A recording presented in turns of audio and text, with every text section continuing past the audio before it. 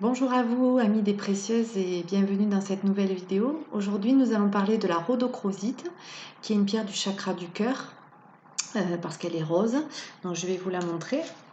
Voilà, alors c'est une pierre qui a des... Alors, elle peut être complètement rose quand elle est parfaitement pure, ou sinon, quand elle a des impuretés, il y a ces petits dessins qui apparaissent. Là, je vais vous la montrer en pierre roulée. On voit bien les petites impuretés blanches, grisâtres, jaunâtres parfois. Et là, par contre, de l'autre côté, on a la pierre, la couleur de la pierre rose, plus pure en fait. Voilà, donc son nom provient du grec rhodon en fait, qui signifie rose, et chroma, couleur. Dans sa forme pure, donc, je vous disais, la rhodochrosite a une forme rose rougeâtre, mais elle est très rare sous cette forme, on en trouve très peu. Donc, de par les impuretés qu'elle contient, elle varie des tons de rose à marron clair et blanchâtre aussi. Elle est utilisée dans l'ornementation et la bijouterie depuis très longtemps. Les Incas considéraient que la rhodochrosite était le sang de leurs anciens dirigeants, fossilisé, d'où le nom de rose inca, en fait, utilisé parfois comme nom pour définir cette pierre. Elle est considérée comme la pierre nationale de l'Argentine. C'est aussi la pierre officielle de l'État du Colorado aux États-Unis. Alors, sur le plan physique, elle renforcera l'énergie du pancréas et de la rate, du foie et de la vésicule biliaire. À ce titre, elle facilite en fait toute la digestion. C'est vraiment une pierre la pierre de la digestion, même si on va la travailler aussi sur le chakra du cœur. On pourra l'utiliser en cas de diabète et de maladie du foie. Elle soutiendrait aussi le fonctionnement donc, du cœur, des reins et de la circulation. C'est une pierre qui fait énormément de choses en fait au niveau physique. La rhodochrosite est utilisée contre les infections respiratoires, le mal de tête et la migraine, et dans les cas d'allergie aérienne aussi, on peut l'utiliser. Elle aide à supprimer les impuretés et les irritations de la peau. Elle sera utile dans le traitement des lumbagos et l'ostéoporose liée à la ménopause. Donc elle aide également à lutter contre les dépendances alimentaires, l'anorexie et l'asthme. Dans un post il n'y a pas longtemps, j'ai vu quelqu'un qui cherchait une pierre pour l'anorexie.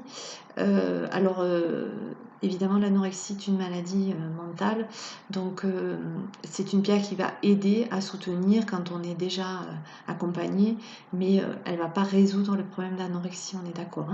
C'est vraiment une pierre sur laquelle on peut s'appuyer, mais elle ne va pas guérir quelqu'un de l'anorexie. Elle serait donc aussi un bon stimulant sexuel. Voilà, ça c'est pour en finir un petit peu avec le plan physique. Mais sur le plan psychique et émotionnel, elle a aussi des effets. Donc c'est une magnifique pierre du chakra du cœur car elle rayonne fortement pour nous plonger dans un climat en fait de quiétude et de réconfort. Tout en créant une barrière contre la jalousie des autres. Alors celle-ci, là, donc la rhodochrosite, tout comme la rhodonite qu'on verra peut-être plus tard, c'est des pierres que l'on peut utiliser contre la jalousie des autres. C'est-à-dire dans les familles recomposées, enfin moi c'est mon cas, c'est une pierre que j'utilise beaucoup avec mon nouveau conjoint, mes enfants, voilà, quand il y a des choses qui se jouent au niveau de la famille, on peut porter une pierre de rhodochrosite ou de rhodonite pour éviter ce genre de désagrément au niveau de la famille.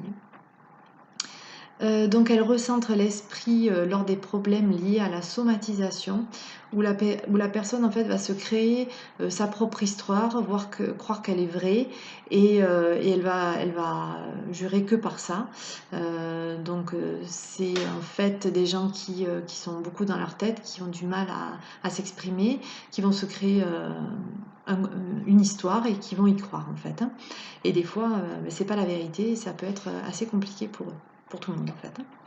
Donc ici, associée à la malachite, donc sur le chakra du cœur, elle permettra d'harmoniser et d'équilibrer le chakra du cœur. Donc c'est par rapport à ces gens-là qui ont des problèmes avec les histoires qui se créent eux-mêmes, on peut y ajouter la malachite qui va apporter autre chose, enfin l'harmonie en fait, qui va apporter l'harmonie au niveau du chakra du cœur. C'est également une pierre, donc je le disais tout à l'heure, que j'utilise, dans ma famille, mais dans toutes les relations en fait parents-enfants. Donc bon là on peut en avoir une par exemple un petit peu plus grosse si vraiment, voilà, pareil dans les familles, recomposées, vous avez des enfants qui ne viennent que les week-ends, ou d'autres qui sont là tout le temps. Enfin voilà, c'est une pierre qui va créer le respect et la compréhension au niveau des parents et des enfants. Donc moi c'est une pierre que j'utilise beaucoup. Elle est considérée aussi comme la pierre de la vitalité et de l'amour. Et sur le plexus solaire, donc un petit peu plus bas que le chakra du cœur, elle aura un très bon effet anti-stress en cas d'annonce de maladie grave. Voilà, quand vous savez que voilà, le médecin vous convoque pour vous annoncer vos résultats, etc., vous pouvez utiliser une rhodochrosite dans ce cas-là pour atténuer un petit peu les effets de l'annonce en fait. Hein. Voilà, je vous remercie pour votre attention. J'espère que cette vidéo vous a plu et je vous dis à demain.